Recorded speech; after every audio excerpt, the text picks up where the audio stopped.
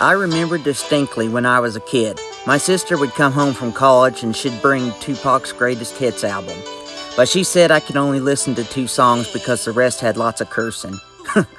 Naturally, I just waited till she left the room and listened to them all anyway. I'm not a huge rap fan. I much prefer rock and classical music, but I like the genre, and I think it's fair to say Tupac Shakur is the best rapper of all time. He had the looks, he had the beats, he had that iconic, aggressive, yet authoritative voice, and more than anything, he had the lyrics. He didn't just rap about hoes and bling, though he touched on those subjects on occasion. He was more than likely to talk about gang violence, crime, life in the hood, dead homies, teen pregnancy, and other heavy topics. And he did it without sounding preachy like a Spike Lee movie. In short, he had style and substance. He was both rap's Bob Dylan and John Lennon. He didn't make it out of his 20s, but he seemed so much older and wiser than everyone else. His mom was a radical. She was a member of the Black Panthers, and she was pregnant with Pac when she was still in jail. It was poetic in a way. When he was coming up, he was dismissed as just another thug because of his brutal realism in his lyrics, all the cursing, and because he actually called himself one all the time, though the word meant something different to him than the actual word. But he wasn't just a delinquent. He loved Frank Sinatra, Shakespeare, and he identified with the Italian political philosopher Machiavelli. He was also a talented actor. He did Shakespeare as a kid in school, and he starred in several movies and got rave reviews. Obviously, his best performance was as Bishop in the gangster movie Juice, a guy who lets the hood consume him. Many said the character was a more extreme version of Pac himself.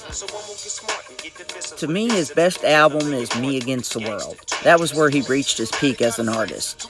But his career was almost derailed by 2 notorious incidents. One was going to prison for sexual assault. He always swore the act was consensual and that he was blackballed by the attention-seeking woman after the fact. But whatever the case was, he went to prison right as his best album was ruling the charts. Then he made a deal with the devil. Suge Knight was a former football player and bodyguard, and he actually was a real thug.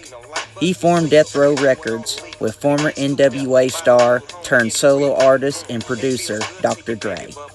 And they were the capital of West Coast hip-hop. It specialized in gangster rap, which Tupac just happened to be the genre's best act. Suge bailed Pac out of jail in return for signing on his label. This association probably, eventually, got him killed. The other incident was when he got shot. No, not this time.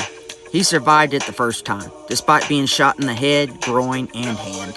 He was incredibly tough, but once he recovered, he began to have delusions that his homie, the notorious B.I.G, aka Biggie Smalls, set him up. Let's stop there.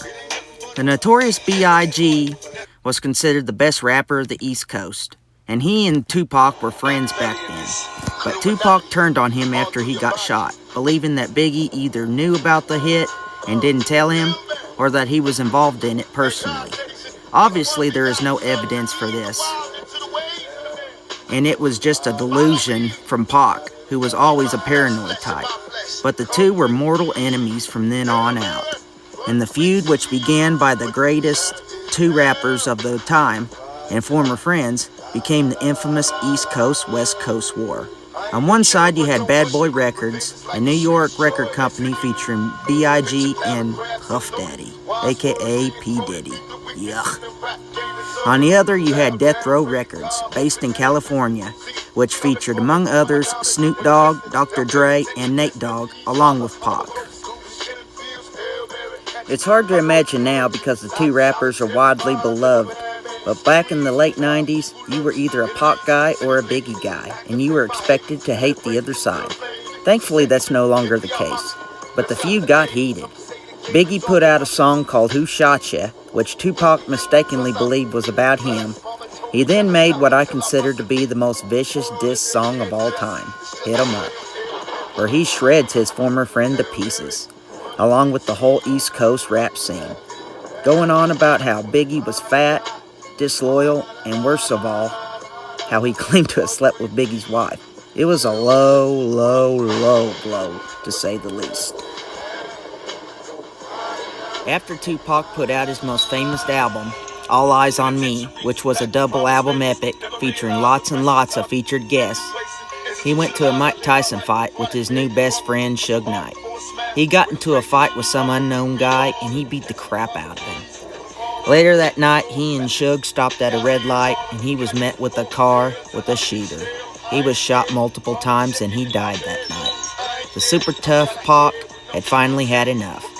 His shooter has never been arrested or identified, but I think it goes without saying that the fight at the match simply had to have been linked. Later, his former friend B.I.G was also shot and killed.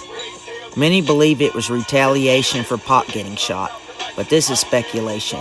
The shooter there, in that case, was never caught either. No one was really surprised. Tupac was always in some kind of trouble. He simply ran his mouth too much. He was always fighting with people.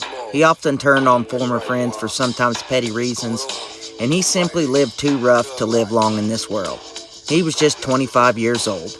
No one expected him to have a long life, including the man himself, who often rapped about death, including his own, as if he knew it was coming.